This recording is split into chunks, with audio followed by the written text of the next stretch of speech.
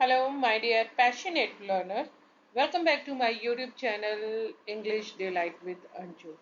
Guys, most important English conjunction. Conjunction कहिए, connectors चाहिए कहिए या लिंकिंग वर्ड्स कहिए, बात एक ही है। मतलब इनको हम अगर अपने कॉन्वर्जेशन में यूज करते हैं तो गाइस एक चार चांद लग जाते हैं हमारे स्पोकन इंग्लिश में। तो चलिए स्टार्ट करते हैं और आज हम इंग्लिश कनेक्टर्स या लिंकिंग वर्ड्स आप बोलिए सीखते हैं।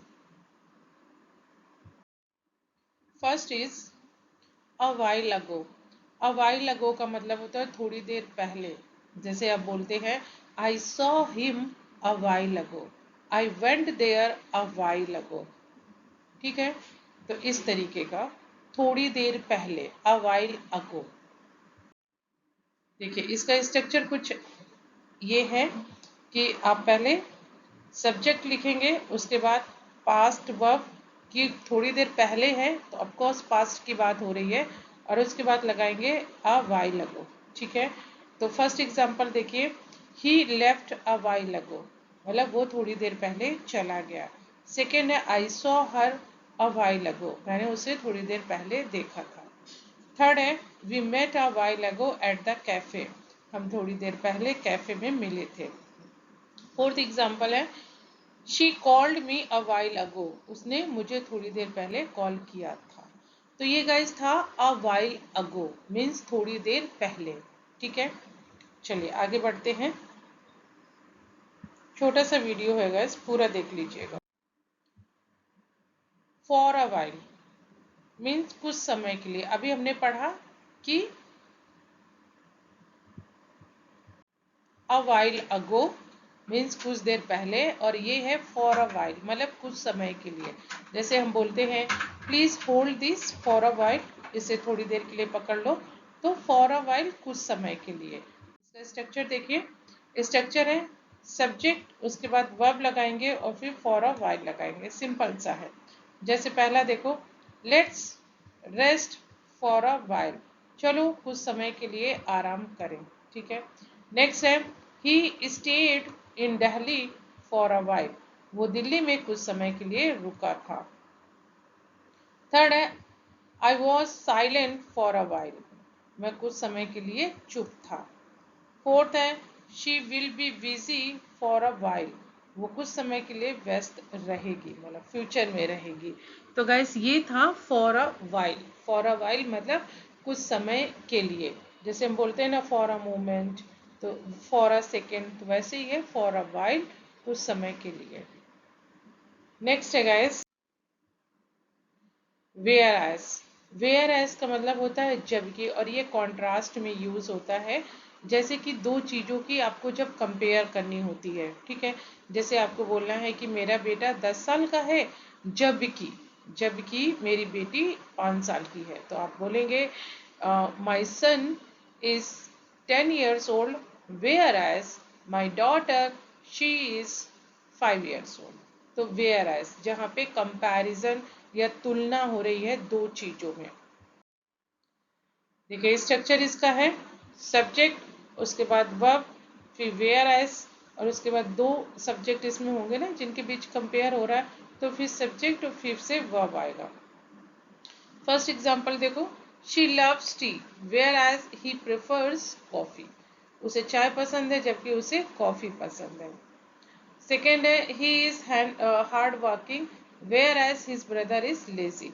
अब यहाँ पे एक तो हार्ड वर्किंग है और दूसरा कैसा है, लेजी है, तो कंपेयर हुई ना, तो यहाँ पे इसलिए बीच में आपका वेयर एज आ गया। उसके बाद है the city is crowded whereas, जबकि द विलेज इज पीसफुल, मतलब जो शहर है वो भीड़ भाड़ वाले हैं जबकि गांव क्या है, शांत है। तो ये गाइस था वेयर एज, जब दो चीजों की हम कंपैरिजन करते हैं। और एग्जाम्पल है she is tall whereas her sister is short. अब टॉल और शॉर्ट दोनों कॉन्ट्रास्ट में है ना, वो लंबी है जबकि उसकी छोटी बहन उसकी छोटी है। सेकेंड है आई लाइक समर, मुझे गर्मी पसंद है, वेयर एज जबकि माई फ्रेंड लाइक्स विंटर, मेरे दोस्त को सर्दी पसंद है। थर्ड है he spends money whereas he saves it, वह पैसे खर्च करता है जबकि वो पैसे बचाती है। तो जहाँ पे आप कॉन्ट्रास्ट है वहां पे यूज कीजिए वेयर एज। नेक्स्ट देखते हैं क्या है, एज वेल एज। बहुत ज्यादा यूज होता है गैस, और बहुत ही सोफिस्टिकेटेड और एडवांस साउंड करता है एज वेल एज। जैसे वैसे या के साथ साथ, जैसे कि वो मैथ्स के साथ साथ रीजनिंग भी करता है, ठीक है। तो he learns maths as well as reasoning. मतलब जब दो चीजें एक साथ हो रही होती हैं तो वहां पे आप एज वेल एज का यूज करेंगे। जैसे कि he plays guitar as well as he plays harmonium and all. तो इस तरह के पहला सेंटेंस देखिए, he sings as well as plays the guitar, ठीक है, वो गाता है साथ में साथ गिटार भी बजाता है। सेकेंड है, she teaches as well as writes poem, वो पढ़ाती है और कविताएं भी लिखती हैं, ठीक है, as well as. They invited the manager as well as the assistant, उन्होंने मैनेजर के साथ साथ असिस्टेंट को भी बुलाया। फोर्थ है, he is good at cooking as well as painting, वह खाने बनाने के साथ साथ पेंटिंग में भी अच्छा है। तो ये गाइस था एज वेल एज, जब दो कोई एक्शन हो रहे होते हैं उसमें, ठीक है, कि वो इसमें भी अच्छा है उसमें भी अच्छा है। नेक्स्ट है गाइस मीनवाइल। मीनवाइल का मतलब होता है इसी दौरान, इसी बीच में, ठीक है। तो मीनवाइल जैसे दो, इसमें भी दो चीजें हो रही होती हैं तो उसके बीच में आप दोनों को जोड़ने के लिए मीनवाइल का यूज करते हैं। जैसे कि चलो एग्जांपल ही देख लेते हैं। स्ट्रक्चर है, सब्जेक्ट है, उसके बाद वर्ब लगाएंगे और फिर मीनवाइल का यूज करेंगे, फिर दूसरा सब्जेक्ट और फिर वर्ब, क्योंकि यहाँ पे दो चीजों का, दो चीजें हो रही, दो एक्शन हो रहे हैं। देखो फर्स्ट क्या है, you cook meanwhile I will clean, तुम खाना बनाओ इसी बीच में सफाई करूंगा, ठीक है। तो दो एक्शन है ना, एक कुकिंग है और दूसरा क्लीनिंग है। सेकेंड है, she was studying meanwhile he was watching TV, वह पढ़ रही थी इसी बीच वह टीवी देख रहा था। थर्ड है, he went to the market meanwhile I finished my work, तो देखो मार्केट जाने का काम और काम फिनिश करना, दो दो चीजें हो रही हैं, दोनों को बीच में जोड़ दिया गया मीनवाइल से। वह बाजार गया इसी बीच मैंने अपना काम खत्म किया। ओके, अच्छा और भी कुछ है। She was sleeping meanwhile I started it started raining, और सो रही थी इसी बीच बारिश शुरू हो गई। फिफ्थ है, the power went off meanwhile we lit candles, बिजली चली गई इसी बीच हमने मोमबत्तियां जलाई। He made tea meanwhile I set the table, उसने चाय बनाई इसी बीच मैंने टेबल लगा दी। तो गाइस मीनवाइल दो एक्शंस को आपस में जोड़ता है, ठीक है। चलो जी आगे बढ़े। सब्सिक्वेंटली, सब्सिक्वेंटली का मतलब होता है इसके या उसके पश्चात या उसके बाद में, सब्सिक्वेंटली, ठीक है। देखो इसका स्ट्रक्चर क्या रहेगा, सेंटेंस रहेगा, सेंटेंस वन, क्योंकि इसमें दो सेंटेंस होने वाले हैं, उसके बीच में सब्सिक्वेंटली और फिर सेंटेंस टू। देखें कैसे। फर्स्ट है, he was caught cheating, subsequently he was suspended from the school. मतलब एक एक्शन होता है और उसके फलस्वरूप कोई दूसरा होता है, मतलब उसके बाद में जो होता है, एक हुआ उसके बाद दूसरा हुआ। जैसे वह नकल करते पकड़ा गया, बाद में उसे स्कूल से निलंबित कर दिया गया। तो ये जो बाद में आप देख रहे हैं ना, यही सब्सिक्वेंटली है। सेकेंड है, she completed her graduation subsequently she moved to Delhi for a job, उसने अपनी ग्रेजुएशन पूरी की, उसके बाद वो नौकरी के लिए दिल्ली चली गई, सब्सिक्वेंटली। उसके बाद है गाइस कॉन्सिक्वेंटली। कॉन्सिक्वेंटली का मतलब होता है फलस्वरूप, परिणाम स्वरूप या नतीजन, मतलब एक एक्शन हुआ और उसका जो रिएक्शन होगा, ठीक है, तो वो होता है आपका कॉन्सिक्वेंटली। मीन्स कि ये चीज हुई तो ये तो होना ही था, परिणाम तो आना ही था, किसी भी चीज का परिणाम तो आता ही है, तो वही होता है कॉन्सिक्वेंटली। जैसे कि देखो पहले तो इसका सिंपल सा है स्ट्रक्चर, सेंटेंस वन और कॉन्सिक्वेंटली फिर सेंटेंस टू। पहला एग्जाम्पल देखें, he didn't study for the exam, उसने एग्जाम में पढ़ाई नहीं की। तो परिणाम क्या हुआ उसका, फलस्वरूप या परिणाम स्वरूप या नतीजन ही फेल्ड, वो फेल हो गया। तो एक क्या था, एक एक्शन हुआ कि उसने पढ़ाई नहीं की और उसका कुछ तो परिणाम आएगा ही ना, तो परिणाम क्या आया कि वो फेल हो गया। उसके बाद सेकेंड है she broke the rules consequently she was punished, उसने नियम तोड़े नतीजन उसे सजा मिली। फिर थर्ड है I forgot my umbrella consequently I got completely wet, मैं अपनी छतरी भूल गया फलस्वरूप मैं पूरी तरह भीग गया।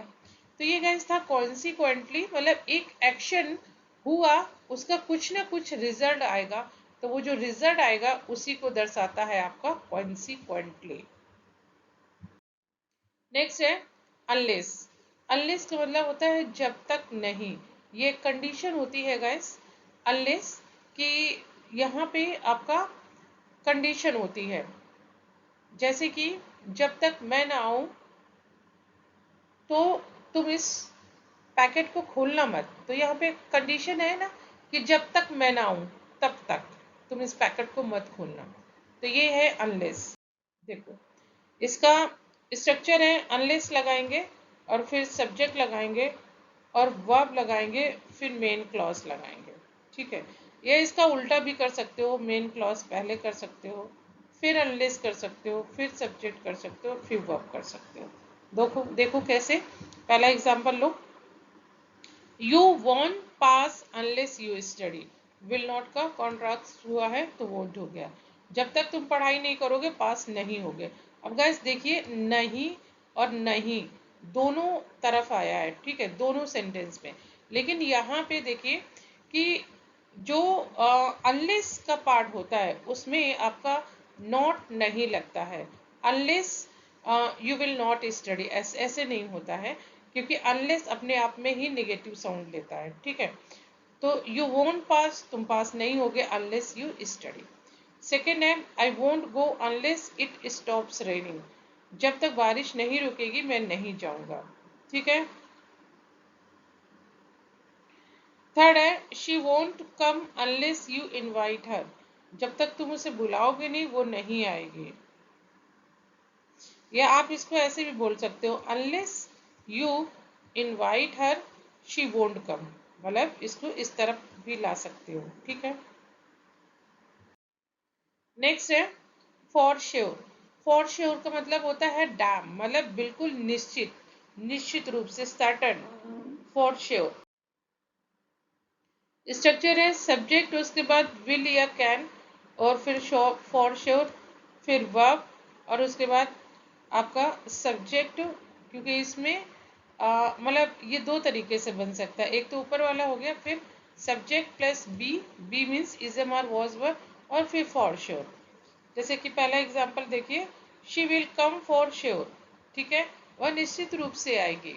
फिर सेकेंड है this plan will work for sure, ये योजना निश्चित रूप से काम करेगी। थर्ड है he is the winner for sure, वह निश्चित रूप से विजेता है। तो यहाँ पे देखिए ये जो थर्ड है एग्जाम्पल, ये आपको जो ये नीचे वाला है subject B plus for sure इसको कंप्लीट कर रहा है, ठीक है। बाकी का जो दो ऊपर है वो पहले वाले को, मैंने ज़्यादा एग्जाम्पल नहीं लिए हैं क्योंकि थोड़ा सा वीडियो लंबा ना हो जाए। चलिए फटाफट और देख लेते हैं, कुछ बचा है। सो दैट का मतलब होता है ताकि, और इसका स्ट्रक्चर है subject plus verb plus so that और उसके बाद पर्पस या रीजन, ठीक है। देखो I left early so that, ताकि I could catch the bus, मैं जल्दी निकला ताकि बस पकड़ सकूं। सेकेंड है he speaks slowly so that everyone understand, वो धीरे बोलता है ताकि सब समझ सके। थर्ड है she studies hard so that she can pass, और मेहनत से पढ़ती है ताकि पास हो सके, ठीक है, मतलब एक रीजन है, पर्पस है। उसके बाद आपका लास्ट है इवन दो, इवन दो का मतलब होता है हालांकि या भले ही, इवन, और इसका दो आपका स्ट्रक्चर है, इवन दो पहले आप यूज कर सकते हैं फिर सब्जेक्ट और फिर वर्ब और मतलब जो भी रिजल्ट है वो, या फिर आप पहले रिजल्ट यूज कर सकते हैं फिर इवन दो और फिर सब्जेक्ट और फिर वर्ब, दोनों तरीके से बना सकते हैं। पहला एग्जांपल है even though she was tired he continued working, हालांकि वो थका हुआ था फिर भी उसने काम जारी रखा। ये भी कॉन्ट्रास्ट के लिए गाइस यूज होता है। सेकेंड है she smiled even though she was sad, वो उदास थी फिर भी उसने मुस्कुराया।